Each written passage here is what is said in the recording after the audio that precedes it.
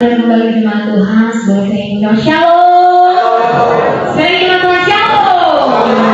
Yang siap diberkati Tuhan, beri sama-sama kita lambaikan tangan kita malam hari ini. Haleluya, wajah-wajah yang dengan sukacita, wajah-wajah yang rindu dan haus akan Tuhan. Amin. Haleluya, jemaat Tuhan. Pada kesempatan waktu yang terbaik Tuhan berikan bagi setiap kita di tempat ini, kita sehat tanpa kurang suatu apapun. Sama-sama kita membawa hati kita. Syukur kita untuk kebaikan Tuhan.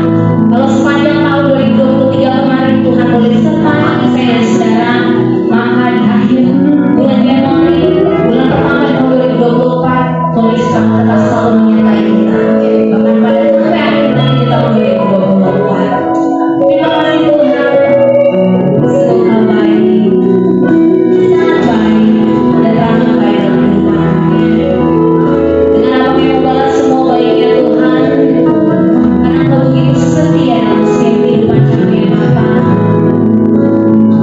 Yang menyatakan rasa syukur kami, rasa terima kasih kami buat setiap kebaikan Tuhan. Mari terima hatimu yang terbaik ya Tuhan.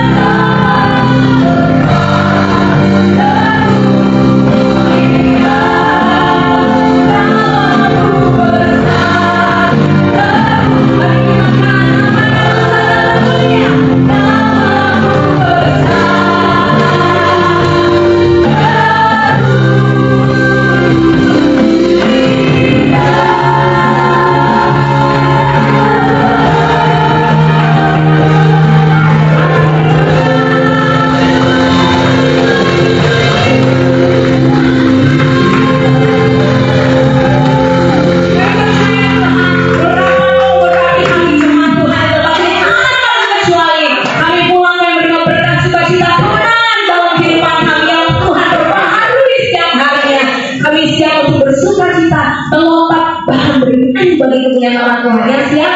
Firman Tuhan sama-sama dengan saya katakan. Amin. Haleluya. Masih ada sukacita saudara saudara. Kalau gitu berikan pos diri kanan depan banget 5 orang. Katakan kau pasti diberkati. Karena kita semua pasti diberkati malam hari. Sebab dia baik buat saya dan saudara. Amin. Haleluya. Kita bersuka cita memasuki hari Tuhan.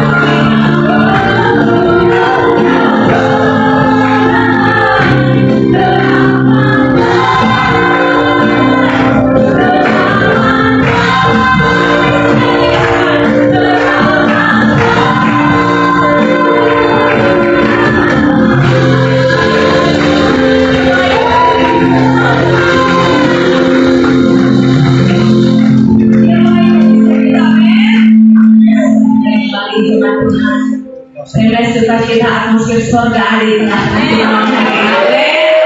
Haleluya. Mari jemaat Tuhan, malam hari ini kalau Tuhan Yesus boleh disenangkan oleh setiap puji-pujian syukur kita dan juga mempersiapkan hati kita yang terbaik di hadapan Tuhan untuk setiap kita boleh berfirman Tuhan yang akan disampaikan oleh Pastor Bicara yang sudah bersama dengan kita malam hari ini. Biar kiranya setiap firman yang disampaikan malam hari ini boleh berakar, bertumbuh, bahkan berbuah dalam kita. So, yang mengucap syukur buat kasih kemurahan Dia. Tak ada habis-habisnya penyertaan Tuhan yang begitu besar dan sempurna di setiap langkah kami. Sebab kami tahu hamba-hamba kami yang begitu mengasihi kami, hamba-hamba kami yang begitu mencintai kami, yang menyatakan rasa syukur kami, rasa terima kasih kami, kebahagiaan kami yang terbaik dari Tuhan. Terima kasih Tuhan.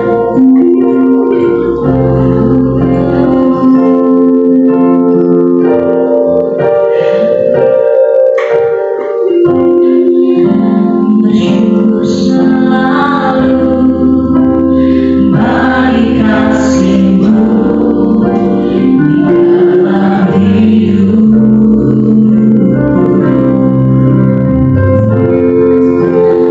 Takkan ku ragu atas sejarah-Mu masa depan.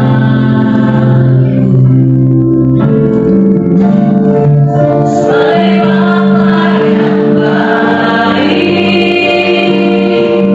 takkan pernah Kau beribaratku.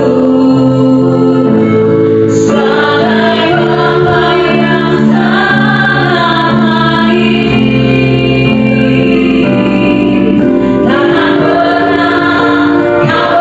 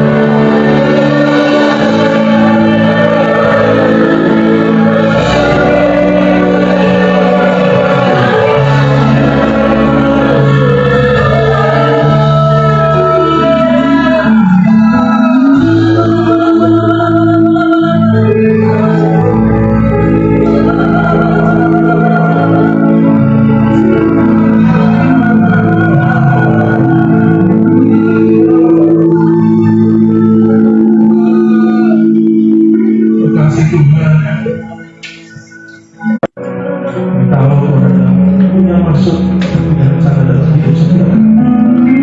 Sebab itu kami buka hati buat firman Tuhan, bicara kepada kami. Berikan kerendahan hati untuk bisa menerima firman Tuhan malam hari ini.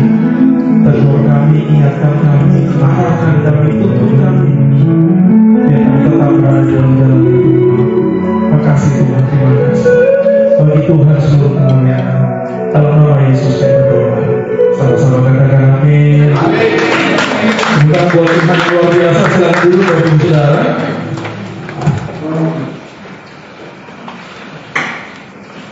Ya, selamat malam, shalom semuanya.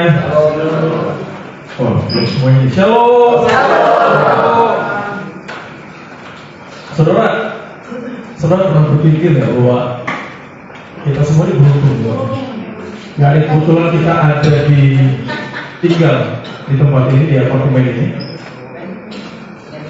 dan bersyukur kalau persekutuan ini boleh tetap ada, masih ada, dan akan terus ada. Semuanya karena Tuhan, Bapak Saudara. Betul ya Bapak Saudara ya? Semuanya karena Tuhan. Tapi selain karena Tuhan, juga ada beberapa orang yang rindu. Ada orang yang terbeban agar tempatnya boleh dimenangkan. Ada jiwa-jiwa yang boleh mengenal Tuhan. Artinya tidak keluarga, Pak Roy dan keluarga, Feli dan keluarga, dan seluruh pengurus. Mereka mengupayakan, berusaha. Usahanya itu 3D. Doa, daya, dan dana. Agar persekutuan ini berjalan. Betul ya Bapak Saudara ya. Tujuan mereka cuma satu, agar setiap kita boleh mengenal Tuhan lebih lagi. Itu tujuannya Bapak Saudara. Apalagi tahun ini kan ada sesuatu yang baru. Firman Tuhan disampaikan udah bukan seperti khotbah lagi, tapi seperti pemuridan.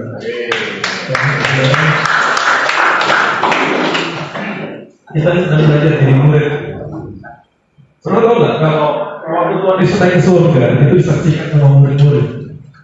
Dan ketika Tuhan Yesus datang kedua kali juga, itu murid yang kami menyambut dan menyongsong kedatangan Tuhan. Biar kita masuk ke dalam murid-murid tersebut, saudara.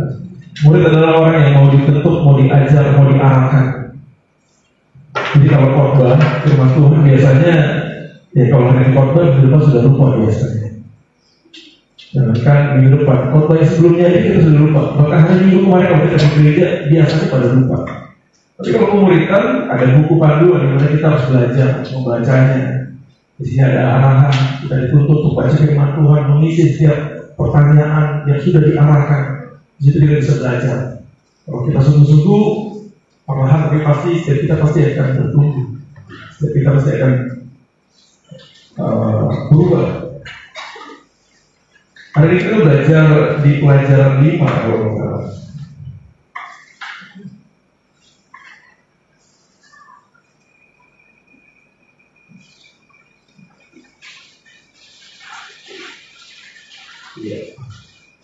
Sifat Allah, pelajaran 5 ada dalam 37 Bapak Saudara.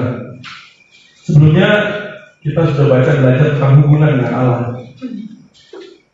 Agar hubungan kita dengan Tuhan itu baik atau positif, maka kita harus berusaha mengenal sifatnya Tuhan dan karakternya Tuhan.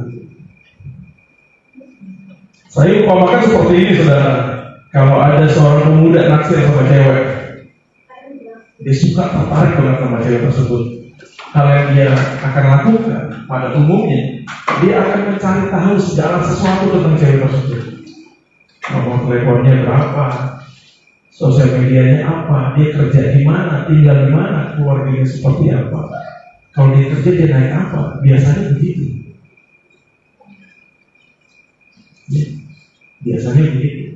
Kalau pemuda itu sudah mulai kenal, sudah mulai jalan sama cewek incerannya, biasanya dia akan cari tahu lebih dalam lagi. Seperti apa karakter ceweknya, sifatnya seperti apa yang paling disukai, apa yang paling ditakuti, apa yang dihindari, apa yang paling dibenci. Kita akan cari tahu lebih dalam. Tujuannya biar hubungannya bisa lebih dalam lagi, biar hubungannya bisa berjalan lebih panjang lagi. Kalau bisa sampai pada pernikahan. Kalau misalnya cewek itu orangnya disiplin, maka ketika kalau kita mau janjian ketemu sama cewek tersebut, minimal kita datang tidak terlambat. Makanya kalau bisa datang lebih awal dari cewek tersebut. Yang kemudian dilakukan tujuannya cuma satu, agar dia punya hubungan yang baik, yang positif dengan cewek misalnya. Saya kasih ilustrasi seperti ini lagi, saudara. Saya punya teman, dia sales spare part di PRJ Kemayoran. Dia cerita bahwa ada satu toko yang paling sangat sulit sekali untuk dimasuki. Dari senior-seniornya dia itu gak bisa tembus. Sudah berkali-kali coba, susah banget. Engkonya jutek, dicuekin sama engkonya yang punya toko. Berkali-kali coba masukin barang, dan di situ gak pernah tembus.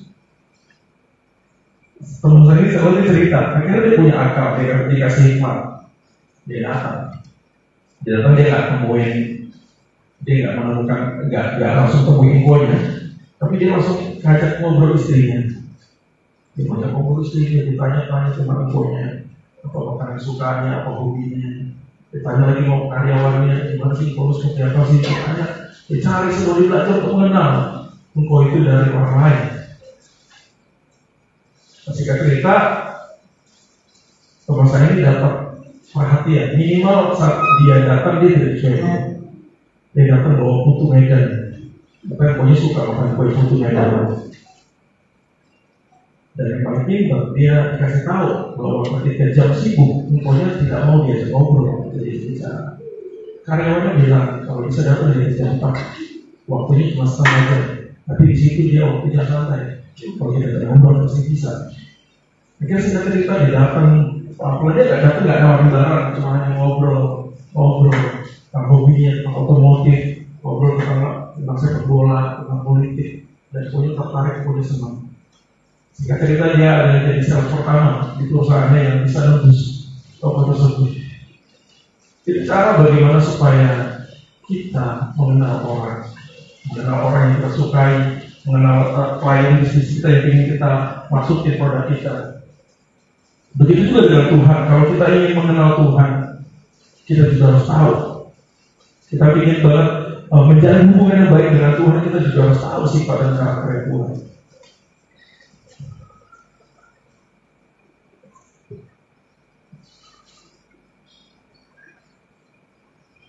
Jadi yang kita tahu kan sifatnya Tuhan itu kan penuh kasih. Selalu sifat Tuhan kasih, kan Allah adalah kasih. Tapi kalau kita baca Alkitab di Perjanjian Lama, sepertinya bertolak belakang. Kita tahu Tuhan itu kasih gitu. Tapi kalau kita baca Perjanjian Lama, ngeri banget. Karena setiap orang yang berdosa, setiap orang yang melanggar aturan itu dihukum Tuhan dengan cara yang mengerikan, dengan cara yang sadis, bahkan kematian tanpa ampun. Saya berpikir bahwa waktu Tuhan memberikan tulah ke bangsa Mesir, itu kan sebenarnya yang berdosa hanya Firaun, tapi warganya Firaun bangsa Mesir juga kena. Bukan anak sulung di seluruh Israel di Mesir itu kena semua. Kalau kita bilang kok nggak adil ya Tuhan. Kalau kita baca di Perjanjian Lama kayaknya beda banget. Ini Tuhan yang bukan Tuhan yang kita kenal. Tuhan terlalu sadis.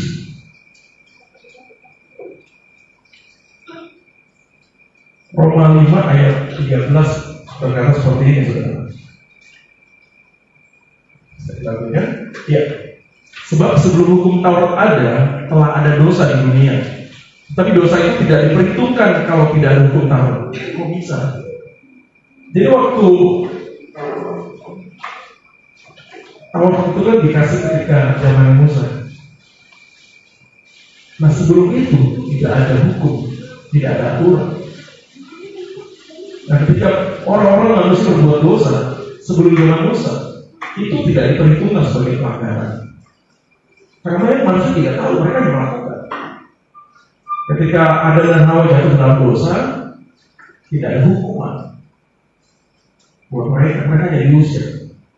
Ketika Kain bunuh Habel, bahkan Kain masih mendengar suara Tuhan, bahkan tanpa rasa bersalah.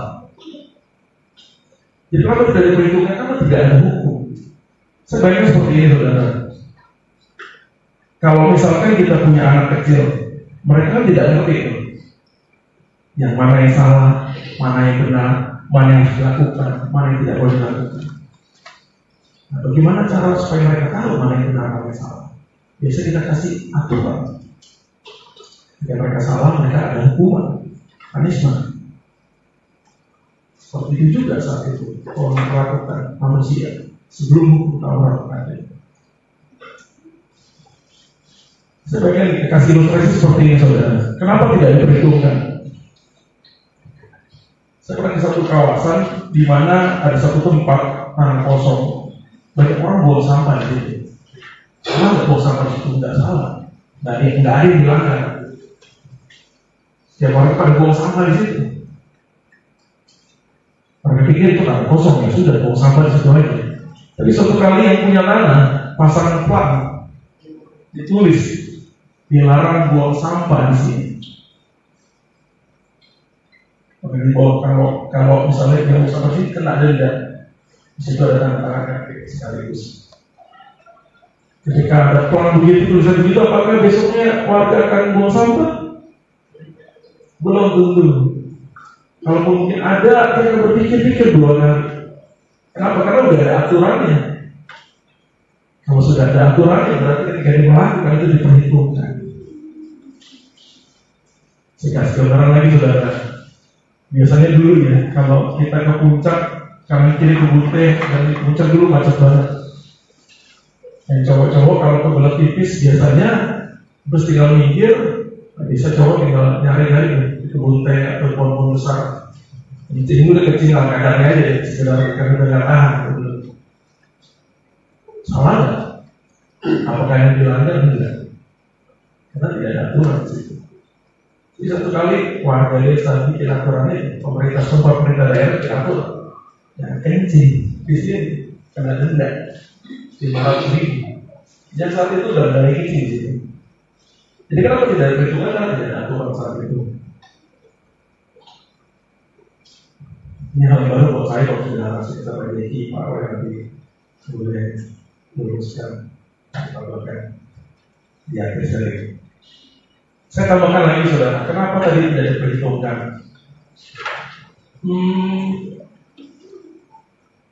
Saya sudah berkata begitu diberikan tiket seseorang pergi ke Singapura bersama keluarga. COVID itu lagi rame-ramenya. Februari 2020 saya pergi ke sana. Ramai di Indonesia Maret, Februari saya pergi ke sana.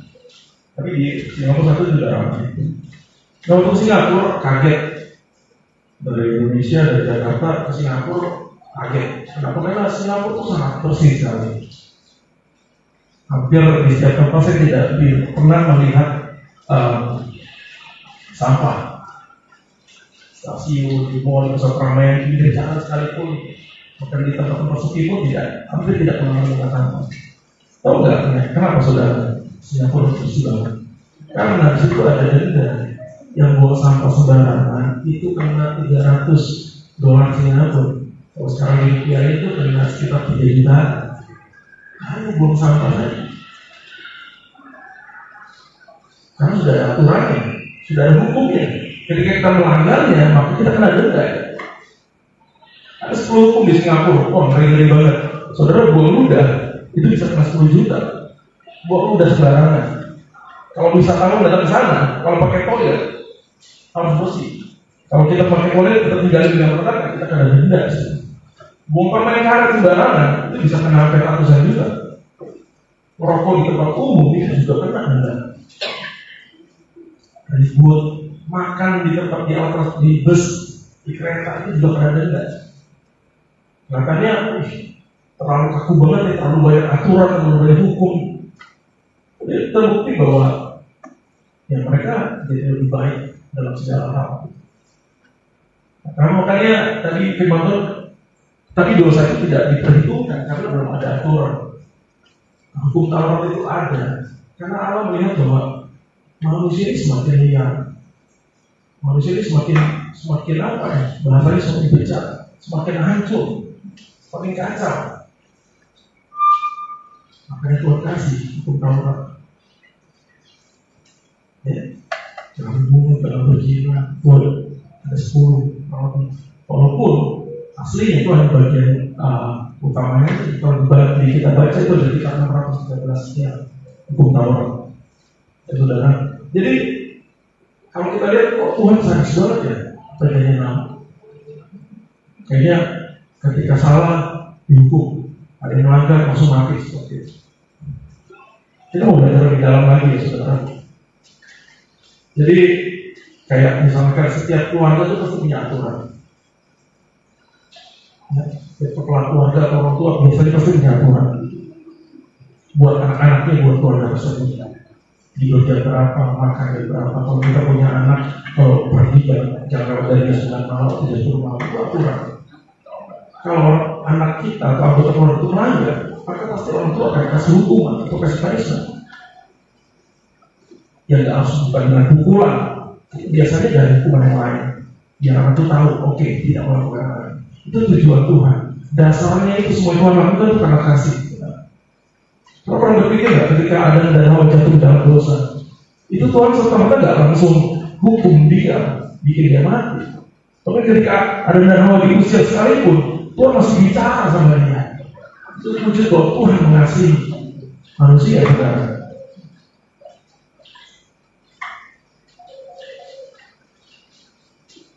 Oke, kita mulai lagi dengan sifat Allah.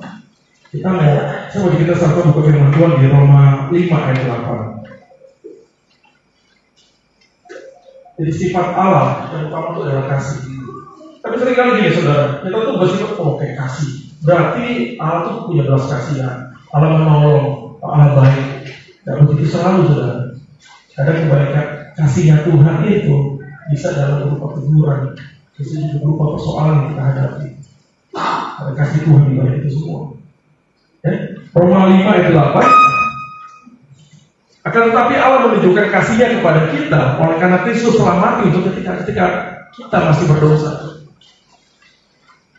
Jadi gini saudara, ada orang berpikir begini, pendeta, kira-kira Tuhan masih sayang sama saya nggak ya?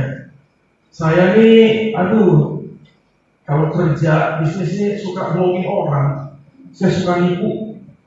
Saya culas kalau dagang, saya suka bohongin orang.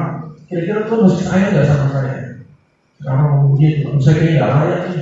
Ke gereja saya nggak layak nih datang beribadah, karena saya udah melakukan banyak dosa. Karena banyak orang berpikir seperti itu. Saya mau bilang dengan yakin, dengan tegas bahwa Tuhan tetap sayang sama saudara. Sekalipun saudara nipu kanan kiri, mungkin saudara berbuat curang, tapi Tuhan tetap sayang. Kenapa? Buktinya, contohnya, karena saudara masih hidup saat ini. Buktinya apa? Saudara masih bernafas hari ini. Kalau saat ini kita hidup dalam dosa, dan kita masih bernafas, kita masih hidup, itu artinya Tuhan sayang. Kenapa? Karena Tuhan masih kasih kesempatan untuk kita bertobat, Tuhan masih kesempatan untuk kita berbalik ke jalan-jalannya. Kasih Tuhan ke Pak Jeki itu sama dengan kasih Tuhannya ke kita semua, Bapak Bisa. Jadi kasih Tuhan tuh misalnya bukan gini, bahwa karena Pak Jeki hamba Tuhan, dia pendeta, kasihnya Tuhan ke Pak Jeki itu lebih besar dari kita. Enggak. Kasih Tuhan tuh enggak ukurannya juga begitu. Kasih Tuhan ya kasih Tuhan. Karena dalam firman panjang dan lebar kita nggak tahu betapa dalamnya kasih Tuhan ini. Kasih Tuhan buat tadi dan kita semua itu sama. Jadi saudara jangan berusaha untuk mendapatkan kasihnya Tuhan. Karena percuma kasih Tuhan sudah tercurah untuk hidup kita. Jadi saudara jangan berdoa tiap pagi, berdoa tiap hari pagi, siang, malam berdoa hanya untuk mendapatkan kasihnya Tuhan. Percuma. Jadi saudara kalau berdoa berpikir, kalau saya rajin berdoa, Tuhan semakin mengasihi saya. Kalau saya rajin berdoa, Tuhan semakin sayang sama saya. Enggak. Karena Dia sudah mengasihi kita jauh sebelum saat kita sedang berdosa.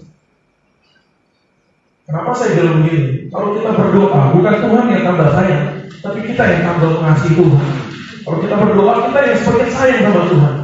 Kalau kita melayani Tuhan, rajin, itu bukan supaya Tuhan tambah sayang sama kita, bukan. Tapi justru malah kita semakin sayang sama Tuhan. Itu wujud kasih Tuhan seperti itu, saudara. Makanya kita sebenarnya tidak berpikir bahwa oke, saya orang Kristen berarti wah kasihnya Tuhan sama saya besar. Tidak seperti itu. Oh, karena saya ini pelayanan bahwa oke, dia gak pelayanan, saya pelayanan. Oke, kayaknya kasih Tuhan tuh lebih besar ke saya daripada dia. Enggak begitu. Kasih Tuhan gak bisa diukur seperti itu. Ya, jadi kalau sekarang sudah tidak ada hukuman lagi, sudah tidak ada perhitungan lagi. Dulu diperhitungkan karena hukum Taurat, sekarang sudah tidak ada perhitungan lagi. Hubungan kita dengan Tuhan itu dibagi kayak dua relasi, Bapak Ibu Saudara. Yang pertama, Dia Tuhan Allah sebagai hakim, kita sebagai orang berdosa. Karena kita orang berdosa, hakim Allah itu sendiri harusnya kasih kita hukuman. Berarti Yesus mau menggantikan kita. Di hukuman itu dibatalkan. Tapi ada satu lagi relasi kita sebagai Tuhan, itu kita sebagai anak dan Dia adalah Bapa. Itu tidak ada hukuman. Tapi ketika kita melanggar dosa, kita melakukan dosa, maka hubungan kita dengan Bapa tidak baik. Ada pemisah. Allah tetap mengasihi kita yang menjauh dari Tuhan. Jadi kalau sekarang sudah tidak diperhitungkan, apakah kita mau semena-mena berbuat dosa?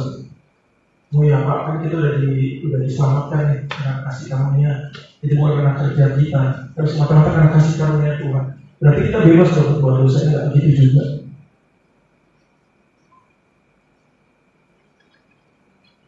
Tuhan ini sudah mati buat kita untuk menembus setiap pelanggaran kita. Kita ini harusnya binasa, harus kita dapat hukuman. Tapi karena kematian Tuhan, Dia semua gantikan posisi itu mungkin. Berarti kita harus hidup seenaknya saja. Keselamatan yang kita terima terus kita jaga, Bapak Saudara. Harus kita pegang, kita harus kerjakan keselamatan itu. Kalau kita sudah terima Tuhan Yesus, kita harus jaga kehidupan kita. Jangan pernah berbuat dosa lagi. Ada orang-orang yang baru bertobat, saking semangatnya, dia bilang, dia sama istrinya, sayang, besok aku mau ketemuan sama teman-teman aku, teman-teman mau reunian sama teman-teman aku, karena dia tahu itu teman-teman yang dulu dia berbuat maksiat, teman-teman dirinya dia, kalau dia ngumpul dia jatuh dalam dosa gara-gara mereka. Tapi karena dia baru bertobat, kok dia bersemangat, saya akan ketemu teman-teman. Aku mau ceritain Tuhan Yesus ke mereka. Aku mau izin ke mereka. Aku mau kesaksian ke mereka. Buat saya itu dosa yang salah. Kita jangan kayak seperti pahlawan. Kita berkata bahwa ini lemah. Sampai hari ini, saya selalu menghindar. Tidak pernah ikut namanya reuni. SD, SMP, SMA, bahkan kuliah, saya menghindar. Apa? Itu area kelemahan saya. Apa? Saya bisa ketemu mantan saya. Ya betul. Jangan pernah berpikir, saya mau reunian nih. Nanti saya ketemu mantan saya. Gak apa-apa. Tapi saya tetap setia. Saya nggak mungkin tergoda. Ya, nggak bisa berpikir seperti itu, kan? Dosa itu jangan dihadapi, tapi dihindari. Dan itu adalah dosa. Ya. Kita nggak bisa bikin orang berubah. Seperti teman saya yang berusaha lagi semangat banget untuk ngizinin teman-temannya. Nggak bisa. Kita nggak bisa bikin orang berubah. Percayalah, kita nggak bisa bikin. Sekuat tenaga kita bikin pasangan kita berubah. Justru sebaliknya, semakin konflik. Yang mungkin itu kita yang buat diri kita berubah itu kita nggak bisa berubah. Ada 3 hal yang bikin orang berubah. Yang pertama biasanya karena masalah atau persoalan. Orang kalau ketemu masalah, ada orang kayak susah banget berubah. Ketika ketemu persoalan atau masalah, biasanya dia harus sadar dan dia bisa berubah. Tapi sifatnya nggak permanen. Kalau masalah sudah selesai, biasanya akan ada lagi. Tapi ada orang berubah ketika di zaman Roh Kudus. Saya masih ingat itu waktu itu ketika Tuhan menjamah saya tinggalkan segala bentuk keterikatan saya saat itu. Saya berubah. Ada Roh Kudus, tapi bisa balik lagi. Dia teman, kumpul yuk, ketawa nih, Di sini kalau teman ngumpul, wah pasti akan ada film porno. Kalau ngumpul, udah pasti akan merokok, narkoba, akan judi. Wah, awalnya saya tolak, oh enggak. Awalnya muncul, oh enggak. Oke, awalnya ini tidak enak deh. Ini teman berkaca terus. Oke lah, coba berdoa dulu. Tuhan, saya mau pergi kumpul nih sama teman-teman. Kasih kekuatan Roh Kudus pimpin saya, lindungi saya, biar saya tidak tergoda. Itu konyol sudah. Dan ketika datang, bukan saya yang mempengaruhi mereka yang mempengaruhi saya. Saudara berpikir nggak sih bahwa sering kali yang gampang ditularkan itu justru malah kejahatan daripada kebaikan. Kayak anak kita deh, kita ngomong yang baik, wah susah banget maksudnya. Tapi ketika kita ngomong salah, itu langsung serap. Seringkali mudah sekali mengajarkan yang jahat daripada mengajarkan yang baik. Alih-alih maksud baik untuk bisa mengirim mereka kembali malah saya mengirim. Maka Firman Tuhan berkata bahwa pergaulan yang buruk merusak kebiasaan yang baik. Ini bukan kita egois, bukan kita pilih teman atau pilih komunitas. Tapi kalau komunitas itu bikin kita jauh dari Tuhan, kita pergi tinggalkan itu. Minimal jaga jarak. Boleh WhatsApp, tapi kalau bisa jangan ngumpul. Kalau yang kebiasaan lama itu berjudi, apa aja bisa dijudiin. Dulu saya ini terikat dengan judi. Waduh, judinya bukan judi bola aja, saudara. Ada aja yang judi. Kadang-kadang kita nongkrong di gang, terus ada suara motor, kita tebakkan angka terakhir nomor itu berapa ya? Kita bisa ketahuan langsung. Oh ini mah kita menang. Sampai seperti itu tahuannya. Motor, mobil kita itu kan ketika ada motor, nggak cuma motor kita nih yang lewat, ada orang jalan nih, orang yang pertama dia waktu itu apa? Itu kita tahu nih apa aja. Apalagi sekarang kalau mau judi kan nggak harus ngumpul, nggak harus datang ke tempat judi. Pakai handphone aja udah kita bisa judi, gampang banget. Sesuatu yang bikin kita jatuh dalam dosa harus ditinggalkan. Sesuatu yang bikin kita jauh dari Tuhan itu harus kita tinggalkan, harus kita jauhi.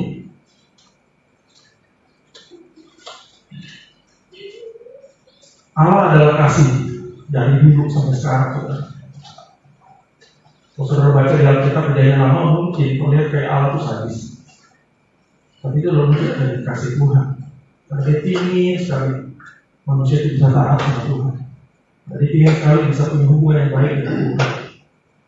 Hukum Taurat itu adalah sesuatu yang terpaksa yang Tuhan lakukan. Karena manusia itu udah jauh, udah hancur banget, udah berontak sama Tuhan. Sekarang kita hidup di perjanjian baru, saudara. Jangan kasih karunia. Kita nggak perlu bersusah payah lagi. Kita datang pada Tuhan, terima Tuhan Yesus sebagai Tuhan dan Juru Selamat kita, maka kita akan selamatkan. Jika keselamatan itu jadi bagian kita juga harus kerjakan keselamatan itu dengan sungguh-sungguh. Tadi di awal saya bilang bahwa saudara bersyukur, beruntung ada tempat persekutuan seperti ini. Mari jangan sia-siakan. Saya tahu ini cara Tuhan untuk kita boleh bertumbuh. Ini tempat Tuhan pakai untuk kita bisa berubah. Dia tidak sebanding ketika mungkin ini hari Rabu, lebih pilih di rumah, lebih pilih main game di rumah, lebih pilih nonton. Sekarang kita kan kalau nonton, kayak sesuatu yang politik. Tapi tidak sebanding dengan apa yang kita terima, apa yang kita dapatkan di tempat ini.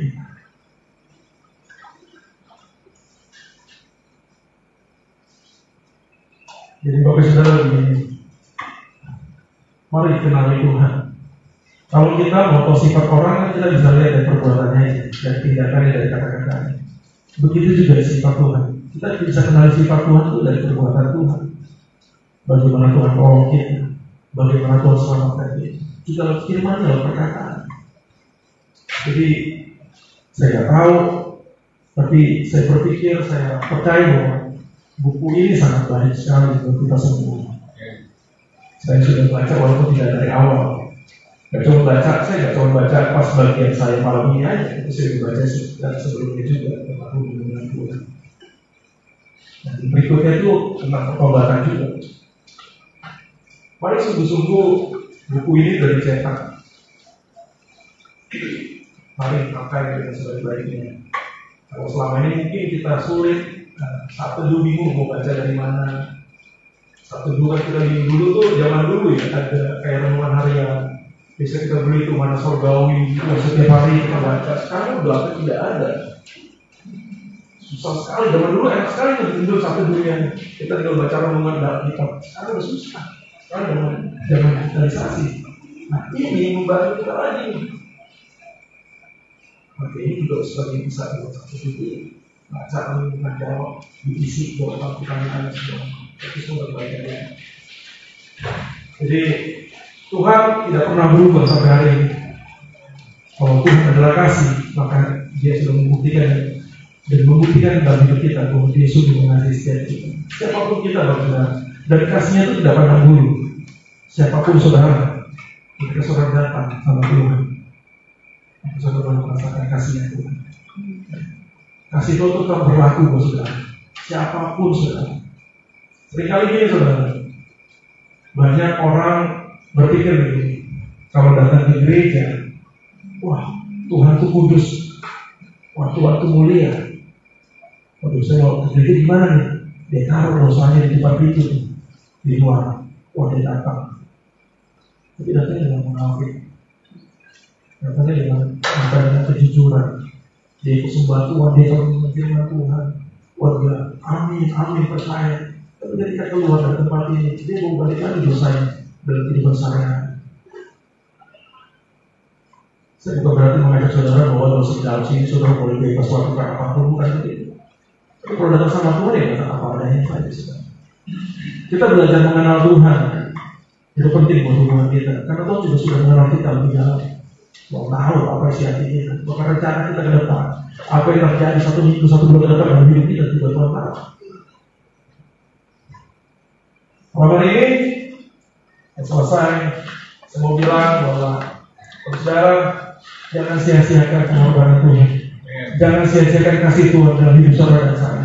Mari sungguh-sungguh hidup di dalam Tuhan, berdoa, baca firman Tuhan. Jangan berpikir bahwa oke, saya sudah terima Tuhan Yesus, berarti selamat dong. Itu perjalanan keselamatan kita. Jangan berpikir itu, aduh saya masih muda, nyantai-nyantai lah, jadi aja. Puas-puasin aja berbuat dosa. Ya, kita nggak tahu umur kita. Yang suatu di depan itu nggak pasti, saudara. Hanya 2 yang pasti. Pertama kematian kita, yang kedua kedatangan Tuhan itu pasti. Mari jadi murid yang mau diajar, mau ditegur, belajar firman Tuhan. Ketika Tuhan datang, kita siap menjawab semua.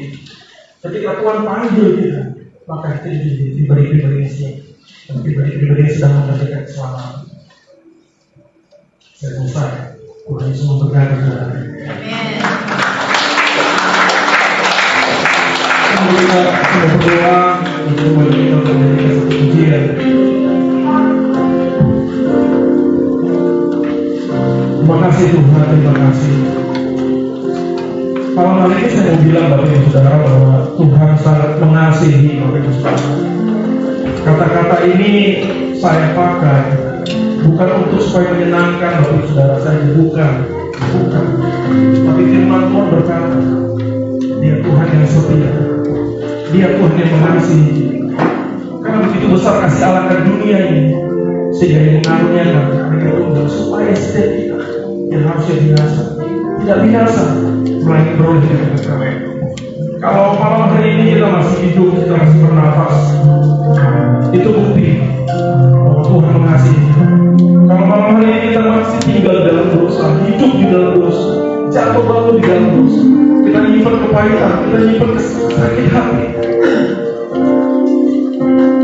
mari bereskan.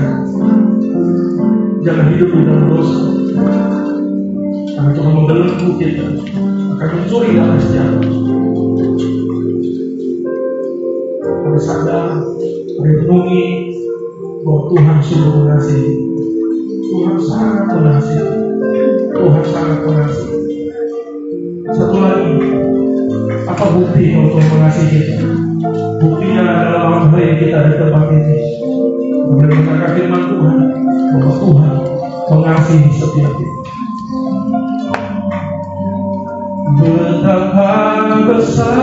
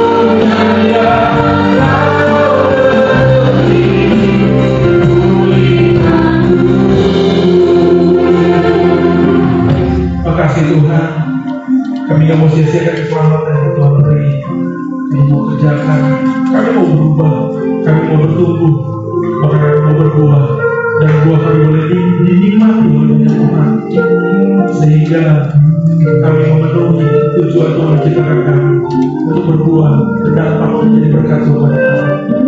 Berkati persekutuan di tempat ini, berkati Tuhan, berkati. Kami berdoa buat apartemen di tempat ini, biar kasih Tuhan curah buat tempat ini. Hadirat Tuhan memenuhi tempat ini. Terima kasih Tuhan, terima kasih. Berkati seluruh pengurus persekutuan di tempat ini. Tuhan kasih kesehatan, Tuhan kasih hikmat, berkati mereka yang Tuhan. Terima kasih Tuhan Yesus, berkati Tuhan di tempat ini. Biar di tempat ini berubah, kami boleh semakin mengenal Tuhan. Kami berdoa buat teman-teman kami yang tidak bisa hadir ke malam hari ini dengan sakit atau sedang ada masalah. Kami berdoa biar kasih Tuhan tercurah buat mereka, sembuhkan mereka, tolong mereka ya Tuhan. Kasih Tuhan Yesus, terima kasih. Berkati persekutuan untuk berikutnya ya Tuhan. Biar banyak orang boleh datang dan banyak orang boleh diberkati. Biar tempat ini menjadi kesukaan ya Tuhan. Tempat ini menjadi tempat, menjadi bengkel di mana ketika orang datang boleh diperbaiki, boleh disembuhkan, boleh dipulihkan. Tempat ini menjadi tempat mujizat bagi Tuhan. Amin. Ya. Terima kasih Tuhan, terima kasih. Bagi Tuhan seluruh kemuliaan. Dalam nama Tuhan Yesus, kami sudah berdoa dan berkata, mari bersama-sama katakan. Amin.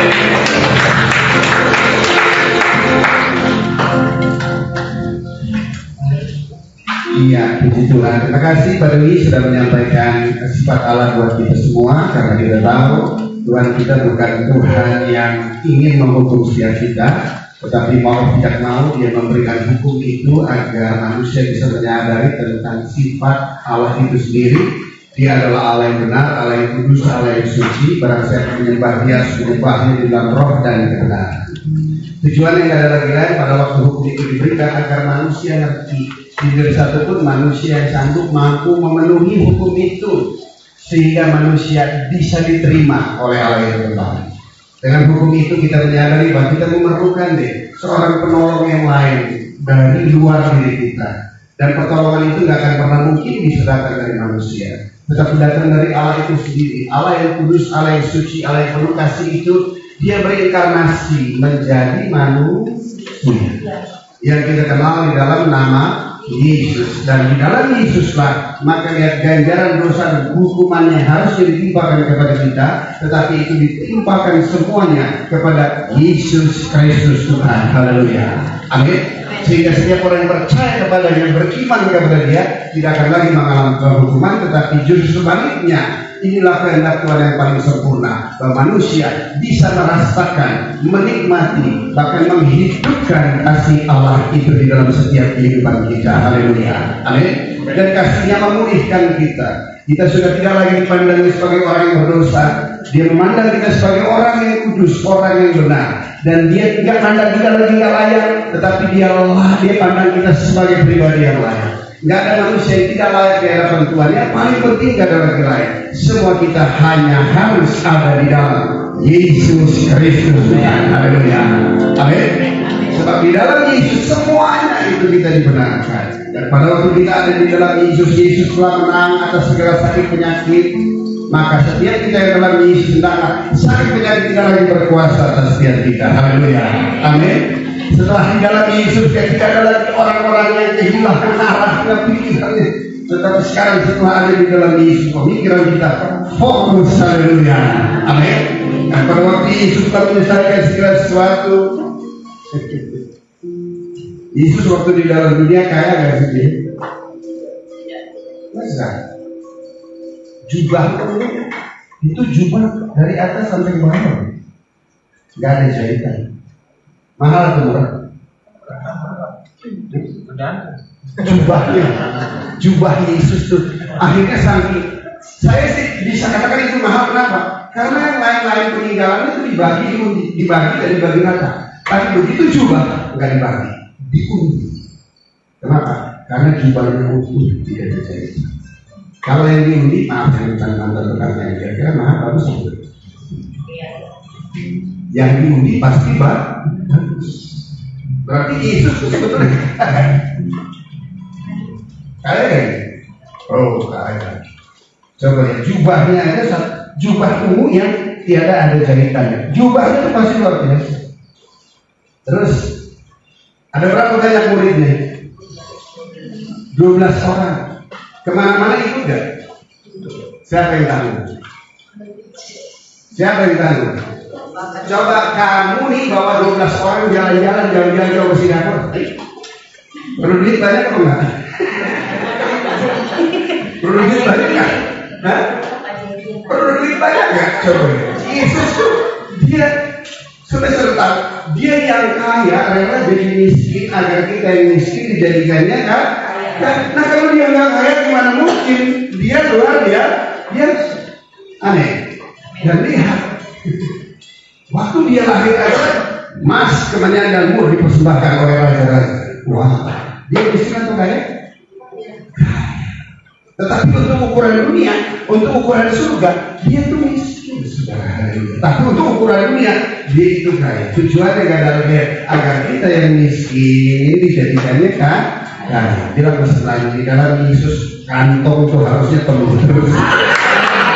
Haleluya. Itu kan miskin, aduh. Coba lihat perempuan-perempuan di luar 8 yaitu melayani Yesus. Itu perempuan-perempuan banyak duit semuanya. Bendahara Herodes, Kehusa, itu banyak duit semuanya. Itu Yesus layanannya. Yudas, coba Yudas kerjanya apa? Dan Bendahara. dia bendahara dan Pedagang ya. juga kerja. Yudas suka apa kata dia? Apa? Yudas kan dia berdahara, tetapi ada kata-kata dia suka apa? Suka selip-selipin duit. Oh, Ya? bagi-bagi. Suka selip-selipin duit. Nah, kalau suka selip-selipin duit itu duit banyak atau sedikit? Banyak. Nah, kalau sedikit bisa diselipin? Bisa. Berarti pelayanan itu luar biasa. Ya dia yang kaya rela jadi miskin agar kita yang bilang sebelahnya dulu miskin.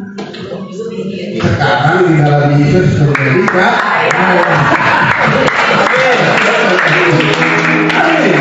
Mana? Udah imani dulu, haleluya. Iman dulu segala sesuatunya. Anda iman dulu, terima dulu. Amin. Apakah saya langsung jadi seperti ini, seperti tadi? Kan enggak. Awalnya begitu rusak, begitu hancur, dan begitu dengar dia Tuhan dan dia memberikan iman kepada saya percaya kepada dia hadir dalam hidup saya, dan itu ya dasar perencanaan, dan setelah itu berjalan. Haleluya. Amin. Semua yang telah Tuhan kerjakan itu pasti diperuntukkan buat setiap kita. Haleluya. Amin. Yang sakit sembuh. Yang bokeh sekarang namanya yang tadi ngomong coba ngomong, amin. Bilang saya diberkati luar biasa. Haleluya. Nah, coba itulah kebaikan Tuhan di dalam setiap hidup kita. Kalau saya boleh bilang Bapak Ibu ya, Tuhan itu begitu sangat baiknya buat kita. Yang dia mau cuma 2 hal selama kita hidup. Yang pertama dia mau kita sehat. Yang kedua dia mau kita makmur. Kalau Anda nggak sehat terus nggak makmur, tanya di sebelahnya, ada masalah buat lu. Halo, Tuhan itu dia mati untuk kita. Haleluya. Amin. Maka kehendaknya di sepanjang musim hidup saudara dalam keadaan baik-baik dan sehat-sehat saja seperti jiwamu sehat. Artinya dompetmu baik-baik saja, kesehatan tubuhmu sehat, panjang umur. Haleluya. Dan dalam panjang umurmu, engkau melayani Tuhan. Amin. Amin. Nah, kalau orang yang kaya kira-kira bagiannya suka minta atau ngasih? Berikan tepuk tangan. Amin. Orang kaya itu pasti ngasih. Haleluya. Amin. Dan ketiga hal yang jangan lupa bergereja penting, bawa persekutuan ke rumah Tuhan, memberikan persembahan. Dan yang ketiga jangan lupa sedekah. Amin. Ingat itu, persekutuan mengembalikan, persembahan nilainya lebih baik. Dan yang paling penting juga jadi berkat. Sedekah ikhlas harus ini. Haleluya. Amin. Amin. Ya, pada waktu kamu tabur pasti kamu akan menurut. Kenapa kita lakukan itu semua? Kenapa kita lakukan itu semua? Karena sumber kita lakukan itu ke kita. Dia itu baik dengan kita. Amin. Nah, kalau dia baik dengan kita, maka kita juga otomatis pasti harus baik. Bilang masih baik, kalau baik gue bangga. Amin. Kalau semua itu kebaikan Tuhan kita telah menjadi bagian dalam saya hidup ini. Terima kasih Pak Dodi. Pak, Bu, itu buku difotokopi, dicetak. Tolong dibaca. Habis dibaca ada pertanyaan nih, nggak usah ribet, buka kebet lagi. Di situ ada jawaban. Kunci jawaban. Ya, di situ ada kunci jawaban. Cuma pindahin dari situ ke sini dengan tulisan kamu. Amin. Karena pada waktu kamu tulis, sesungguhnya kamu sedang tulis surat cintamu ke Tuhan. Ya udah makanya tulis. Pada waktu kamu tulis, pada waktu kamu sedang menulis, itu kamu sedang menulis surat cinta kepada Tuhan. Kira-kira surat cinta kepada Tuhan jawab gak? Kenapa Tuhan cinta gak sama kamu? Buat kalau Tuhan cinta sama kamu, kamu tulis surat cinta kepada dia pasti jawab gak? Berikan tepuk tangan. Jadi baca, lihat jawabannya, isi jawabannya, tulis, yakin dan percaya. Haleluya. Amin. Mungkin mata is okay. Saya tuh sampai pakai lampu spot di rumah. Jeder. Lampu spot. Itu jadi terang. Mau kurang-kurang enggak.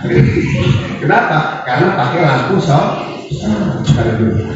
Akhirnya bukan cuma sekedar saya baca, tapi saya juga menulisnya, dan nggak mungkin nggak, pasti nyangkut di dalam hati dan di dalam pemikiran. Ayo ada usaha dikit. Haleluya. Amin. Tuhan Yesus memberkati kita. Haleluya. Haleluya. Bapak di surga di dalam nama Yesus, terima kasih. Rangkaian ibadah pada malam hari dari awal sampai hingga akhir, kami semua berkali dan kami mengerti sifat Allah yang sesungguhnya. Engkau begitu sangat baik bagi setiap kami. Engkau rindu memulihkan setiap kami. Engkau rindu menyembuhkan setiap kami. Engkau rindu memberkati kami dengan berlimpah-limpah ya Tuhan. Kami bersyukur, terima kasih untuk kebaikan-Mu. Engkau memandang kami sebagai pribadi yang benar. Kami layak di hadapan Tuhan, berhak untuk menerima semua kebaikan Tuhan di dalam setiap kehidupan kami. Hamba berdoa di dalam nama Yesus, Tuhan memberkati semua kekasih Tuhan hadir pada malam hari ini. Di sesudah pekerjaannya, Tuhan Yesus memberkati usaha Yesus pekerjaan. Tuhan hadirkan kasih baru, berikan keuntungan berlipat ganda di dalam nama Yesus Kristus Tuhan. Setiap usaha yang dikerjakan anak Tuhan, Tuhan memberkatinya dengan berkat-berkat berlimpahan. Segala kerugian, segala hal yang tidak berkenan, kami halau di dalam nama Yesus Tuhan. Terima kasih Bapa di surga. Dan malam hari ini hamba berdoa secara khusus untuk rancang berencana kami kembali melayani kerusakan pangan pada tanggal 12 Februari. Tuhan tolong, terima kasih untuk penambahan jumlah LP yang Tuhan tambah menjadi 3 LP. Kami akan melayani pada bulan Februari. Tuhan sertai kami dengan kuasa dan kasih-Mu agar mereka boleh menerima lawatan dan kasih Tuhan, dan untuk membahagiakan jiwa mereka yang diselamatkan, sehingga mereka boleh menjadi alat bagi hormat dan kemuliaan Tuhan. Berdoa untuk semua tim yang ada, Tuhan memberkati agar benar kami datang ke sana membawa berita sukacita, anugerah, keselamatan hanya di dalam Yesus Kristus Tuhan. Berdoa secara khusus untuk hamba-Mu Pak Tony Pronto, kami serahkan Pak Tony sepenuhnya ke dalam tangan Tuhan, bersama dengan seluruh keluarga besarnya, di usaha pekerjaannya. Tuhan Yesus memberkati. Kasih keberkahan Tuhan datangkan, kasih keberkahan Tuhan pelihara, berikan keuntungan bahkan berlipat ganda keuntungan yang menjadi bagian dalam kehidupan bahkan usaha dan pekerjaannya. Dan selebihnya lagi ada pekerjaan Tuhan yang Tuhan titipkan dengan usahanya. Kami berdoa di dalam nama Yesus, Tuhan memberkati. Berdoa juga untuk ibu yang hal bersama dengan keluarga, kami serahkan ibu ini ke dalam tangan Tuhan. Baik sebagai notaris, baik sebagai ibu dan sebagai keluarga, kami berdoa di dalam nama Yesus. Tuhan memberkati kesehatannya, dan apapun yang dia kerjakan, Tuhanlah yang menjadikannya berhasil. Berkat yang sama itu juga menjadi bagian setiap kekasih Tuhan yang terbaik ini. Terima kasih Bapa di surga, kami akan menikahi pribadi kami serahkan segala sesuatu ke dalam tangan Tuhan yang sebelumnya. Engkau sendirilah yang memberkati kami. Terima kasih Tuhan membagi beri dan terimalah berkat dari tempat yang nanti. Tercurahlah kiranya segala berkat. Tuhan memberkati engkau dan melindungi engkau. Kau menyertai dengan wajahnya dan berikan kau kasih karunia. Telah senantiasa mengadakan wajah kepadamu dan memberikan kau damai sejahtera, anugerah, kasih karunia dari Tuhan Yesus Kristus, kasih Allah Bapa yang Maha Sempurna, serta penyertaan, perlindungan, pemeliharaan dan penghiburan dan kuat kuasa Roh menyertai kita semua dari saat sekarang ini hingga Tuhan Yesus datang yang kedua kali menjemput kita di kawanan kemuliaan, bahkan sampai selama.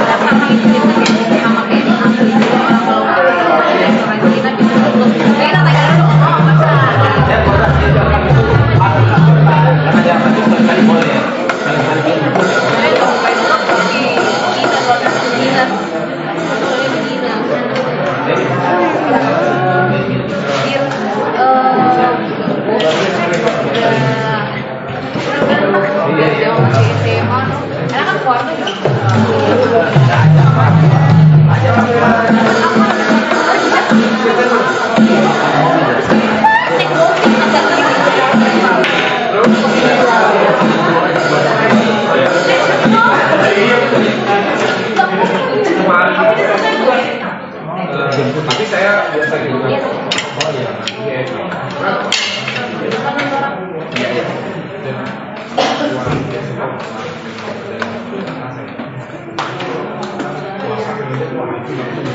Masih makan.